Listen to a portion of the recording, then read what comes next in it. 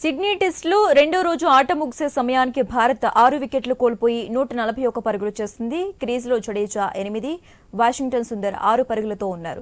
ప్రస్తుతం భారత్ 145 పరుగుల ఆధిక్యంలో ఉంది. భారత ఆటగాళ్లలో 61 పరుగులతో పంత్ ఒంటరి పోరాటం చేశాడు.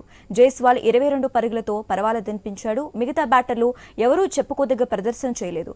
ఆస్ట్రేలియా బౌలర్లలో స్కాట్ బోలాండ్ 4 వికెట్లతో రాణించగా కమిన్స్, వెబ్స్టార్లు చెరో వికెట్ తీసుకున్నారు. అంతకుముందు ఆసీస్ను తొలి ఇన్నింగ్స్లో 181 పరుగులకు ఆలౌట్ చేసింది టీమిండియా.